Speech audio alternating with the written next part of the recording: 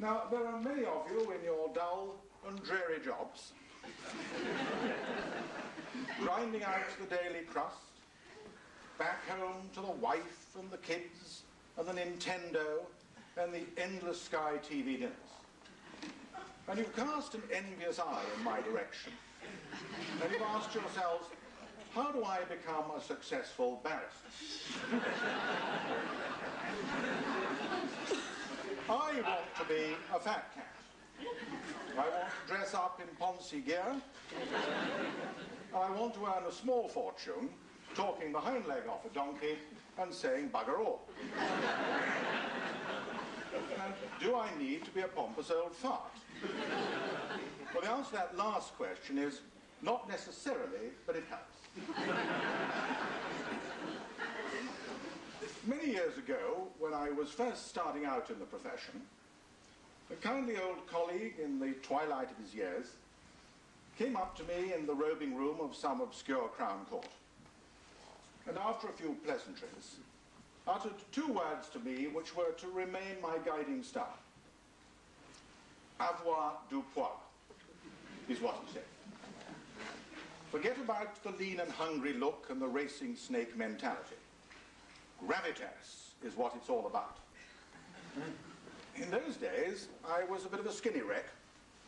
In fact, I was so thin that when I stood sideways, I was the invisible man. So, in the years that followed, I set about the arduous task of bulking out with single-minded determination. And don't think it's been easy. Bulking out needs to be carefully controlled, just the right amount of self-indulgence to achieve the optimum profile. Well-oiled is the aim, so don't flood the engine. A nice pink and rosy glow without sweating neat alcohol. Now, there may be some of you who've embarked upon this arduous task of bulking out who find you've overdone it. In a word, you've chubbed up, and before you know it, you're a porker.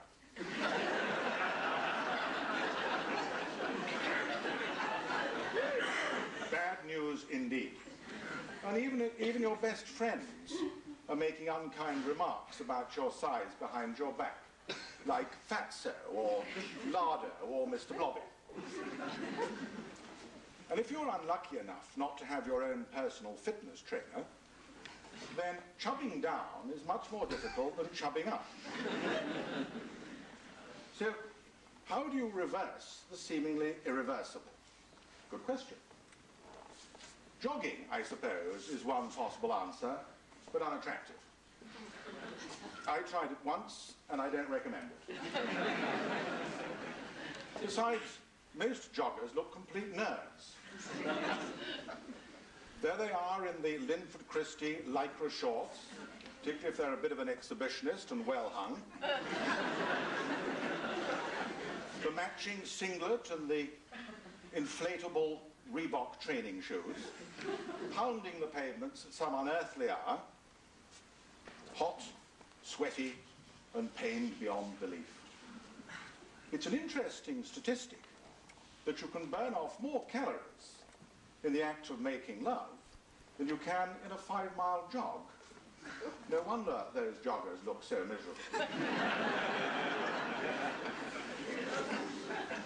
Dieting, I suppose, is another option, but it can be a real drag. I mean, you put yourself through living hell, you've got cabbage soup coming out of your ears, and a serious case of trapped wind.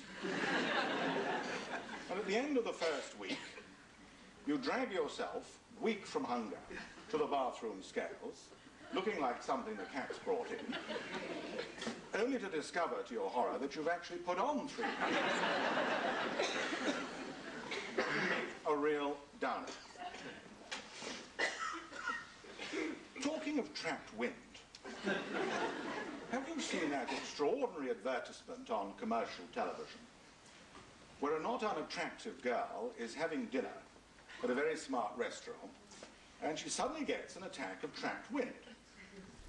She takes a tablet, the size of which would put a raging bull into a coma for 2 weeks, and at the end of the evening, she finishes up with a skirt around her ankles. Obviously from Essex.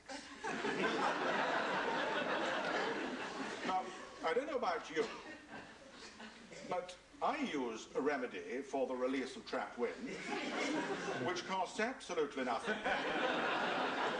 and avoids the embarrassment of garments around the ankles. Mark you, if the dinner party's any good, that comes later. But I digress. The diet's crashed, you can't shift it.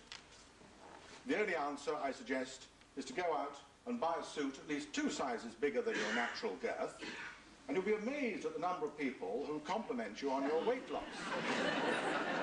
And will almost certainly want a copy of your diet sheet.